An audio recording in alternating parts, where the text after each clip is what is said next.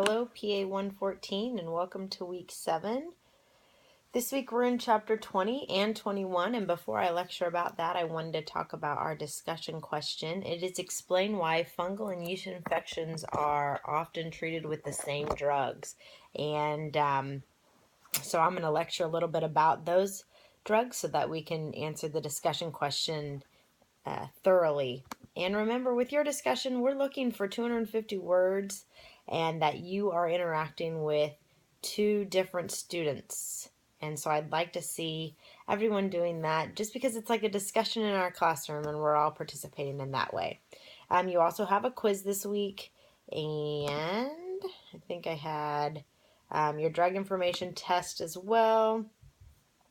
And I think we had an assignment I wanted to look up here for you. Just a couple housekeeping things before I do lecture. Yes, chapter review, quiz yourself, and clinical applications sections. So that's on both chapter 20 and 21. So make sure that you turn both of those in and give yourself some time.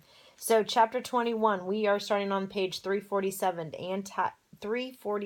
anti-infective drugs or antibiotics. I really love antibiotic story, the history of the antibiotic, the penicillin. How neat is that?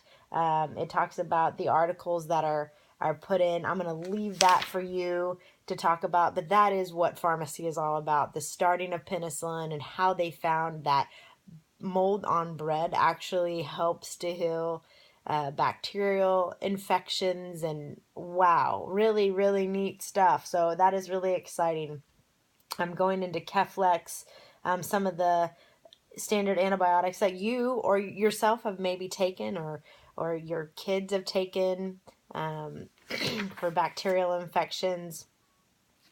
So you can read about that. Then we're going into the higher antibiotics. I'm talking about vibromycin. I'm talking about Cipro. And these antibiotics are not as direct. So they take a whole lot of bacteria and they're going to kill all of them. And that is not something that our body has good bacteria in it. There are some good bacteria in our gut, in our digestive tract, and we need those to be a healthy person with an immune system that helps to do everything. And if we take antibiotics improperly or a lot, then we're killing off all of that good bacteria as well. And in women, this can cause yeast infections. And so a lot of the times when I'm giving out an antibiotic in the pharmacy, I'll say, hey, take some yogurt with that for women because the yogurt will help to increase that good bacteria and it won't be killing off all that bacteria and then leaving you with nothing and a yeast infection and having to take more antibiotics for that. So I want you to read a little bit about these antibiotics. It goes pretty quickly through these so that you can see what it's all about, but I wanted to hit on that about bacteria. And then it goes into drugs that treat HIV and AIDS. So even the higher I was going to see what they call.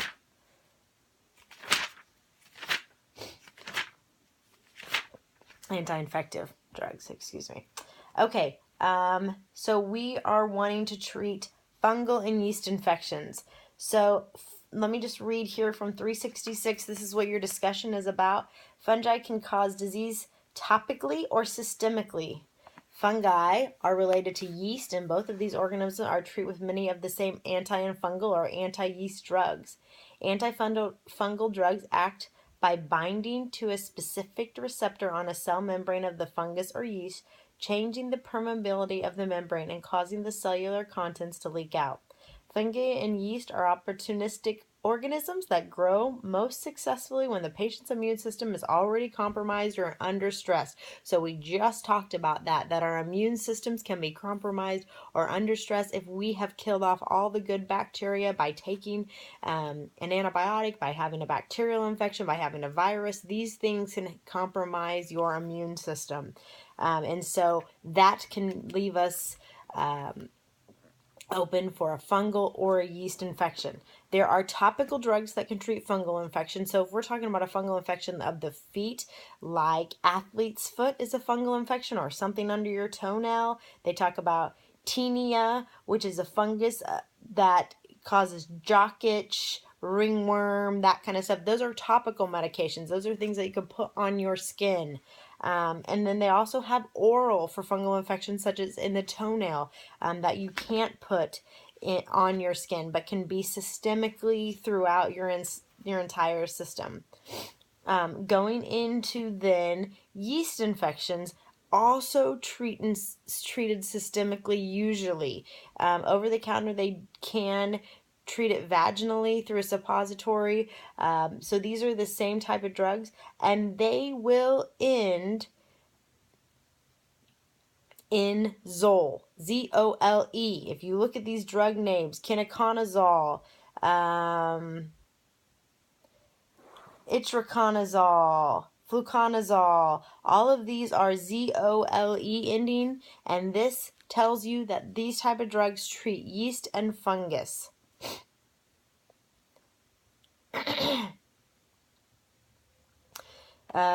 Drugs to treat yeast infections like candida can also be topical, it says. And I talked about treated systemically, vaginally, that kind of stuff. So hopefully that helps you to get started with your discussion. Talk to me about the different drugs, how they mix. You can see that they're the same because they end in the same. They're all treating a fungus. Yeast is a fungus. So that should help answer your discussion question. I've talked a lot about Chapter 20. I haven't talked any about Chapter 21, but it is about chemotherapy drugs. And so you will want to read about that because your assignment is out of that as well. So go ahead and read there. But I've answered your discussion. I've talked a little bit about getting started with antibiotic drugs in this lecture. So I think that you'll be good to go ahead and read Chapter 21 on your own. Let me know if you have any questions this week. You can reach me by email at any time. Otherwise, I hope you have a great week.